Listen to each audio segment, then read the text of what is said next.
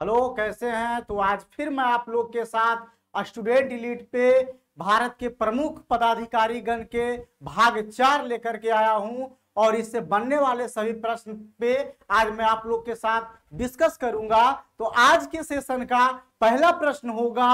पहला प्रश्न कहता है कि निम्नलिखित कथनों में से कौन सा सही है। यानी कहने का मतलब है कि दिए गए स्टेटमेंट में कौन सा कथन सही है और कौन सा कथन गलत है। तो देखा जाए, बोलता है कि लोकसभा सदस्य के दोनों सदनों की संयुक्त बैठक की अध्यक्षता करता है ना। तो मैंने चर्चा किया होगा है ना इसके बारे में कि अनुच्छेद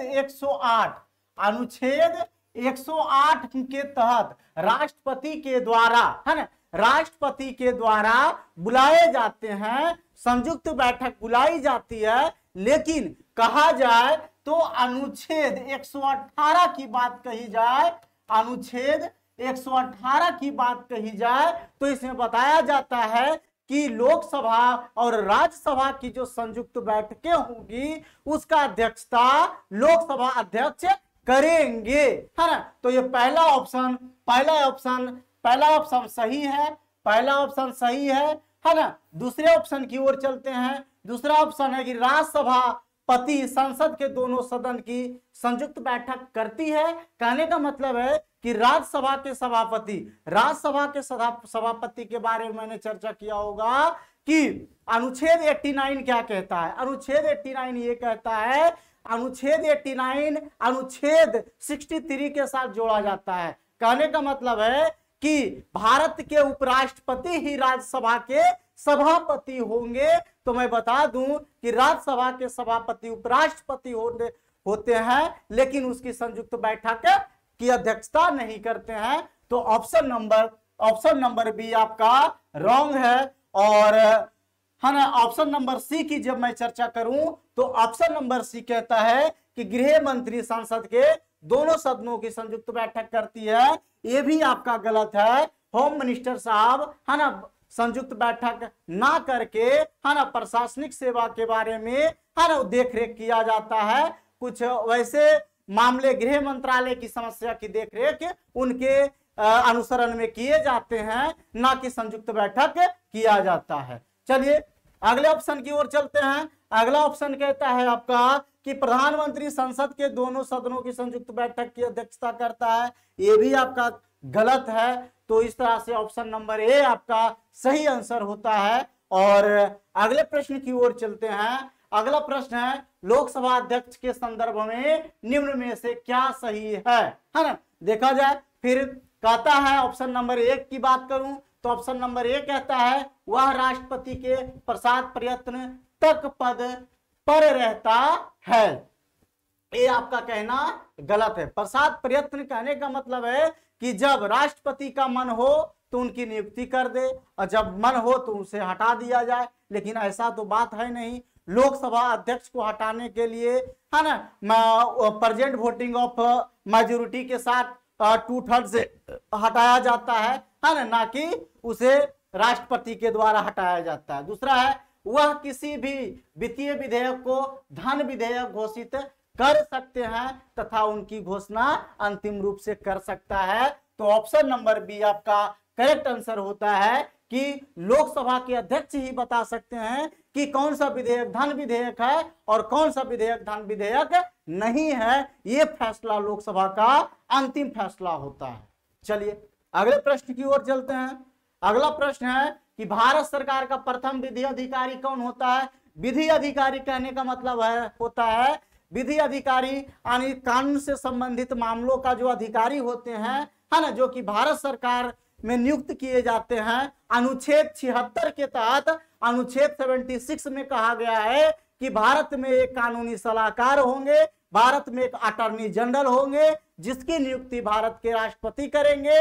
वह राष्ट्रपति के प्रसाद पर्यंत होंगे। तो बता दीजिए कि ऑप्शन नंबर है ना, ऑप्शन नंबर बी आपका correct answer. Option number B आपका करेक्ट आंसर। भारत के महान्यायवादी की बात कही जाए तो भारतीय संविधान के अनुच्छेद 76 में चर्चा किया गया है। चलिए अगले प्रश्न की ओर चलते हैं। अगला प्रश्न कहता है भारत के अटॉर्नी जनरल यानी महान्यायवादी की नियुक्ति कौन करता है? तो मैंने अभी चर्चा किया कि भारत के, है ना, भारत के महान्यायवादी की नियुक्ति भारत के राष्ट्रपति के द्वारा किया जाता है।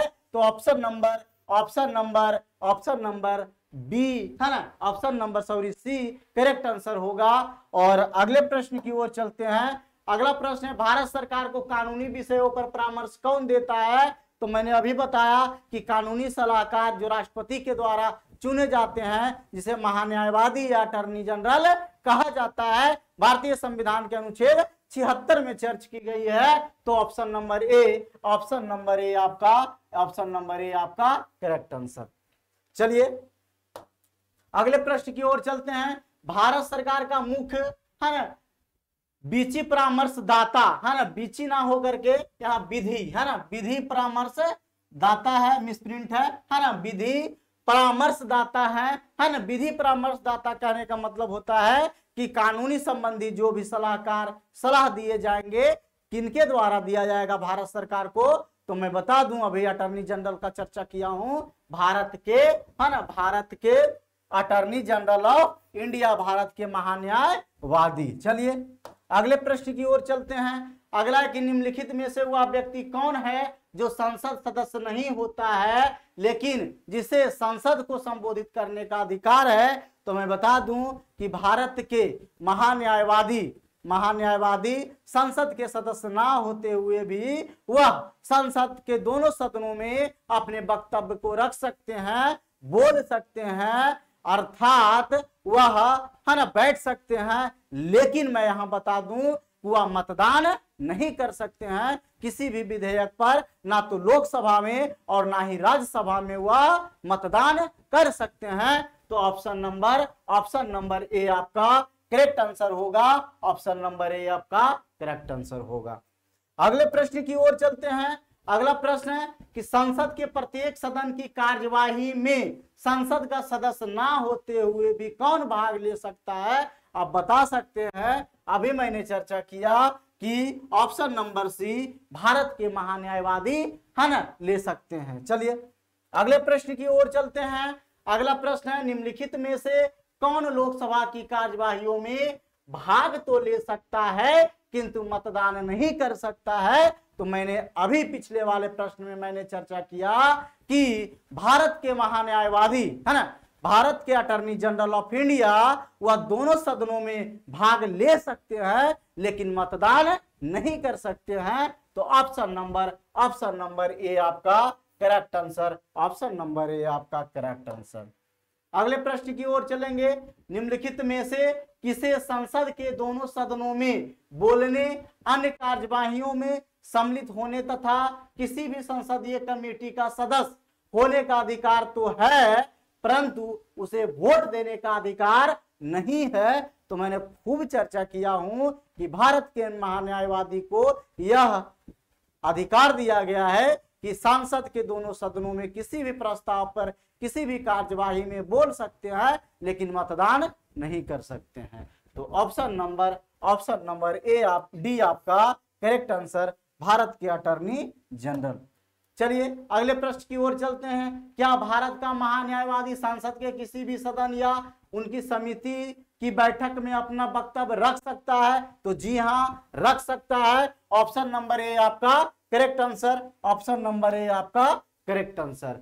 अगले प्रश्न की ओर चलते हैं। निम्नलिखित में से किसको हटाने का अधिकार संसद को नहीं है? तो मैं बता दूं कि भारत के महान्यायवादी को संसद के द्वारा नहीं हटा करके राष्ट्रपति के द्वारा नियुक्त किए जाते हैं और भारत के महान्यायवादी राष्ट्रपति के प्रति प्रसाद पर्यंत होते हैं। उसे राष्ट्रपति उनके पद से रिमूव कर सकते हैं, हटा सकते हैं। तो ऑप्शन नंबर डी आपका करेक्ट आंसर। देखिए मुख्य निर्वाचन आयुक्त के बारे में कहा जाए, है ना, मुख्य निर्वाचन आयुक्त की नियुक्ति तो राष्ट्रपति करेंगे लेकिन हटाने का अधिकार, है ना, सांसद का होता है ना, उसे प्रस्ताव ला करके हटाया जा सकता है। उसी प्रकार, है ना, उच्चतम न्यायाधीश के भी, है ना, नियुक्ति तो राष्ट्रपति करते हैं लेकिन हटाने का अधिकार संसद को है ना, प्रस्ताव लाकर हटाया जा सकता है। और सर्वोच्च न्यायालय के न्यायाधीश की भी वही प्रक्रिया है। तो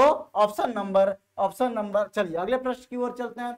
भारत का महान्यायवादी कब तक पद धारण करता है? तो मैंने अभी चर्चा किया कि भारत के जो महान्यायवादी होंगे, अटॉर्नी जनरल ऑफ इंडिया जो होंगे, राष्ट्रपति के प्रसाद प्रयत्न वह पद को धारण करते हैं, है ना। तो ऑप्शन नंबर सी आपका correct answer, option number C आपका करेक्ट आंसर। अगले प्रश्न की ओर चलते हैं। भारत के महान्यायवादी के संबंध में निम्नलिखित में से कौन सा कथन सही नहीं है? तो पहले ऑप्शन की ओर चलते हैं। यह भारत सरकार का प्रथम विधि, है ना, प्रथम विधि अधिकारी होता है, एकदम पूरा करेक्ट है। चलिए, उसे भारत के समस्त न्यायालय में सरकार का पक्ष प्रस्तुत करने का अधिकार है, ये भी आपका करेक्ट है। अगला है कि यह संसद के अथवा संसद के किसी भी बैठक में भाग ले सकते हैं, ये भी आपका करेक्ट है ना, ये भी आपका करेक्ट है ना। तो इनकरेक्ट आपका ऑप्शन नंबर डी होंगे, उसे संसद की कार्यवाही में भाग लेते समय, है ना, मतदान का अधिकार प्राप्त नहीं है। तो ऑप्शन नंबर डी आपका करेक्ट आंसर। चलिए अगले प्रश्न की ओर चलते हैं कि भारत के महान्यायवादी के विषय में निम्नलिखित कथनों पर विचार कीजिए। दिया गया है स्टेटमेंट कि महान्यायवादी, आराम से आप लोग बता सकते हैं, मैंने महान्यायवादी के बारे में खूब चर्चा किया, जितना भी उनकी अथॉरिटी थी, कैसे उसे हटाया जाए, कैसे बनाया जाए, मैंने चर्चा किया। स्टेटमेंट आप लोग बता सकते हैं। तो पहला स्टेटमेंट है, यह भारत के राष्ट्रपति द्वारा नियुक्त किया जाता है, करेक्ट है ना। दूसरा है, उसमें वही योग्यता होनी चाहिए जो सर्वोच्च न्यायालय के न्यायाधीश की होती है, ये भी आपका करेक्ट है। उसे संसद के किसी भी सदन का सदस्य होना चाहिए, ये आपका गलत है ना। संसद के ये कोई जरूरी नहीं है कि भारत के महान्यायवादी बनने के लिए, है ना, उन्हें संसद के किसी सदन के सदस्य होना जरूरी है। वैसा कहीं भारतीय संविधान में चर्चा नहीं की गई है। और अगले ऑप्शन की ओर चलते हैं। संसद द्वारा महाभियोग लगाकर उसे हटाया जा सकता है, यह भी आपका गलत है। संसद के द्वारा महाभियोग लगाकर राष्ट्रपति को हटाया जाता है। याद रखिएगा, सर्वोच्च न्यायालय के न्यायाधीश को महाभियोग के द्वारा नहीं हटा करके उसकी प्रक्रिया के द्वारा हटाया जाता है। भारत के न्यायाधीश, चुनाव आयुक्त, है ना, ये सभी पदों पे महाभियोग की प्रक्रिया की चर्चा नहीं की गई है, बल्कि राष्ट्रपति को हटाने की प्रक्रिया के द्वारा हटाया जाता है ना। अगला है, आप बता सकते हैं कि कौन सा सही है? तो ए और बी, है ना, ए और दो, है ना, 1 और 2 आपका ऑप्शन नंबर ए आपका करेक्ट आंसर। चलिए अगले प्रश्न की ओर चलते हैं। अगला प्रश्न है, महान्यायवादी को प्रति माह कितना रुपया वेतन मिलता है? तो देखिए, मैं बता दूं कि महान्यायवादी की कोई वेतन नहीं होता है, महान्यायवादी को कोई वेतन नहीं दिया जाता है ना। महान्यायवादी को पारिश्रमिक दिया जाता है। मैं यहाँ चर्चा कर देता हूं कि भारत के जो महान्यायवादी होते हैं, है ना, भारत के महान्यायवादी, भारत के, है ना, भारत के महान्यायवादी को पारिश्रमिक दिया जाता है, पारिश्रमिक दिया जाता है ना, दिया जाता है ना। इन्हें वेतन नहीं दिया जाता है, लेकिन बहुत सारे ऐसे बुक्स हैं और जिसमें दिया गया है कि उन्हें 2,80,000 वेतन दिया जाता है। ऐसा क्यों कहा जाता है? क्योंकि महान्यायवादी और सुप्रीम कोर्ट का जो जज होते हैं, सीजेआई होते हैं, उनके पद के बराबर होने के मान्यता से बोला जाता है कि जो वेतन उन्हें होंगे, है ना, सीजेआई का होगा, वही वेतन आपका महान्यायवादी का होगा। तो ऑप्शन के अनुसार, और बहुत सारे ऐसे बुकों में दी भी गई है, तो आप लगा सकते हैं ऑप्शन नंबर बी 2,80,000। लेकिन याद रखिएगा, महान्यायवादी को पारिश्रमिक दिया जाता है। कहने का मतलब पारिश्रमिक के मतलब होता है कि आप जितना काम कीजिएगा, है ना, वह संसद या राष्ट्रपति के द्वारा उन्हें पारिश्रमिक निर्धारित किया जाता है, उनके अनुसार उसे दिया जाता है। चलिए ऑप्शन नंबर, है ना। चलिए अगले प्रश्न, भारतीय संविधान के किस अनुच्छेद के अंतर्गत राष्ट्रपति द्वारा भारत के महान्यायवादी की नियुक्ति की जाती है? तो मैंने अभी बताया कि भारत के महान्यायवादी अनुच्छेद 76 में चर्च की गई है इनकी नियुक्ति के बारे में कि राष्ट्रपति के द्वारा भारत के महान्यायवादी को नियुक्त किया जाता है।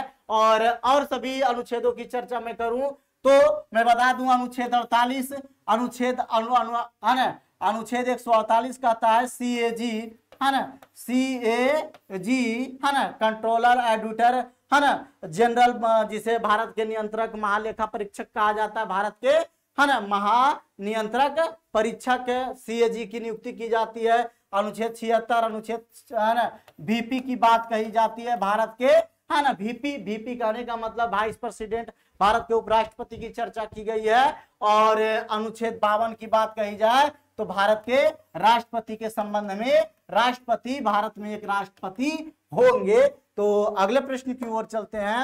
अगला प्रश्न है कि एक गैर सदस्य के रूप में संसद के किसी एक सदन की कार्यवाही में भाग ले सकते हैं। तो मैंने खूब चर्चा किया कि भारत के महान्यायवादी अटॉर्नी जनरल भाग ले सकते हैं। और अगले प्रश्न की ओर चलते हैं। निम्नलिखित में से किस पदाधिकारी को संसद को सदस्य नहीं होने पर भी उसे संबोधित करने का अधिकार है? तो खूब चर्चा किया कि attorney general of India, Bharat के महान्यायवादी को यह अधिकार दिया गया है। निम्नलिखित में से कौन राष्ट्रपति के प्रसाद प्रयत्न अपना पद धारण करता है? तो मैंने अभी चर्चा किया कि भारत के महान्यायवादी राष्ट्रपति के प्रसाद प्रयत्न पद धारण करते हैं, है ना। तो भारत के महान्यायवादी option number D, option number D. चलिए अगले प्रश्न की ओर चलते हैं। भारत का सर्वोच्च विधि अधिकारी कौन होता है? अभी मैंने खूब चर्चा किया कि भारत के महान्यायवादी ही क्या होते हैं, है ना, विधि अधिकारी, प्रथम विधि अधिकारी कह सकते हैं, सर्वोच्च विधि अधिकारी कह सकते हैं।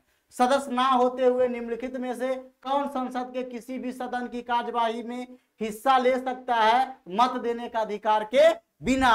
तो मैंने अभी चर्चा किया कि भारत के महान्यायवादी बोल तो सकते हैं लेकिन मत नहीं दे सकते हैं। Option number D, option number D आपका करेक्ट आंसर।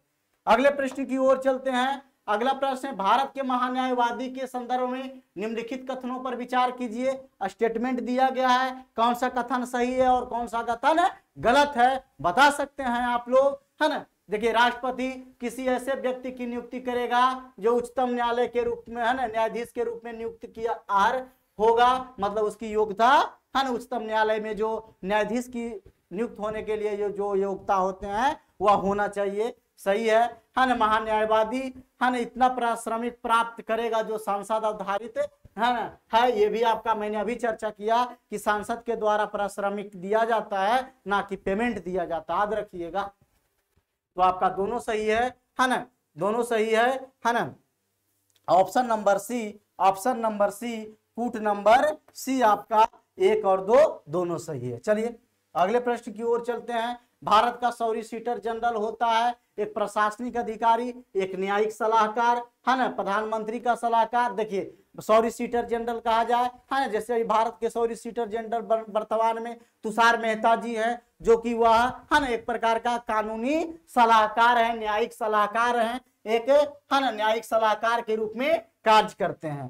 तो और आज का ये अंतिम प्रश्न होगा, और है ना, अंतिम प्रश्न आज का होगा, यह है आपका कानूनी विषयों पर राज्य सरकार को कौन परामर्श देता है? तो मैं बता दूं, परामर्श कानूनी सलाहकार के लिए, है ना, एडवोकेट जनरल कहा जाता है ना। राज्य में एडवोकेट जनरल जो होते हैं, है ना, एडवोकेट जनरल की बात कही जाए तो भारतीय संविधान के अनुच्छेद आर्टिकल 165 में चर्चा किया गया है। उच्चतम न्यायालय के न्यायाधीश के बारे में बोला जाए तो अनुच्छेद, है ना, अनुच्छेद 115 में चर्च की गई है। और महान्यायवादी आप लोग जानते हैं, महान्यायवादी 76 अनुच्छेद आर्टिकल 76 में चर्च की गई है। तो इस तरह से आज का सेशन समाप्त होता है। और सेशन कैसा लगा आप लोग कमेंट जरूर करें, लाइक शेयर और सब्सक्राइब जरूर करें।